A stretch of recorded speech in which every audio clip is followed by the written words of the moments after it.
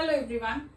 In the last video, I have explained what is circular flow of income और to sector model में circular flow of income कैसे होता है between household and business sector.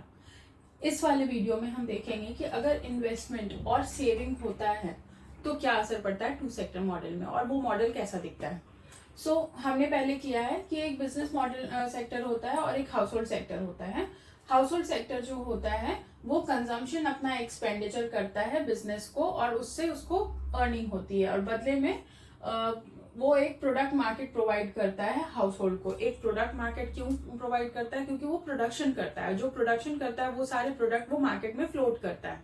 ये सारी products जो है वो हाउस होल्ड की जरूरत वाली प्रोडक्ट्स होती है और इसीलिए हाउस होल्ड उसको खरीदते हैं और that is why they make consumption expenditure. और जो जिस पैसे से वो खरीदते हैं वो पैसा ऑब्वियसली बिजनेस सेक्टर को मिलता है. बदले में हाउस होल्ड क्या करता है? वो एक फैक्टर मार्केट क्रिएट करता है जहां पे वो लैंड, लेबर और कैपिटल वो देता है बिजनेस सेक्टर वालों को, क्योंकि उन्हीं की मदद से वो प्रोडक्शन करते हैं. ठीक है. So factor market is created by household और उसके बदले में बिजनेस सेक्टर क्या करता है? उन्हें देता है इनकम पेमेंट्स. लेकिन अगर ये हाउस होल्ड है, अगर इनका 100 रुपीज का अर्निंग है and they spend the consumption expenditure is 80 rupees, तो वो जो 20 रुपए बचते हैं वो हाउस होल्ड बचा लेते हैं. That is known as saving. ये सेविंग करते हैं और ये सेविंग कहाँ करते हैं? कैपिटल मार्केट में. What is capital market?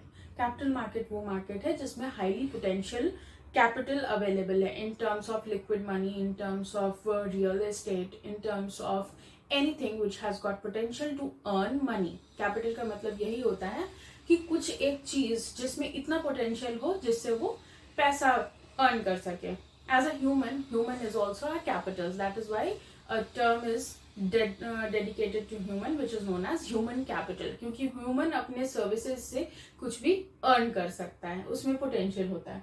Similarly ये जो पैसा है ये कैपिटल मार्केट में जाता है. यही पैसा जो है वो इन्वेस्ट करते हैं, तो वो बिजनेस में इन्वेस्ट करते हैं. ठीक है. So when investment and savings come into the picture, तो ये हो जाता है saving expenditure and investment expenditure. Expenditure इसलिए क्योंकि अगर 100 में से 80 रुपया हम कंजम्पशन में एक्सपेंडिचर कर रहे हैं, मतलब उसमें खर्च कर रहे हैं, तो ये जो सेविंग है 20 रुपए का जो सेविंग है ये भी हमारा एक्सपेंडिचर ही, हम इसे किसी जगह पर लगा रहे हैं. That is why it is also known as saving expenditure. और इन्वेस्टमेंट अगर हम कर रहे हैं उसी को सेव करते हैं हम पहले और फिर उसी को इन्वेस्ट करते हैं आगे ताकि वो मल्टीप्लाई करे या फिर उसके ऊपर हमें रेट ऑफ इंटरेस्ट मिले.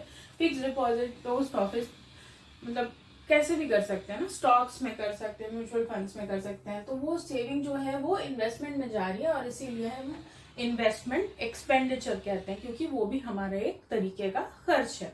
ठीक है. So this is how it looks when investment and saving expenditure is added to two sector model. Next video में हम करेंगे 3 sector model. ओके.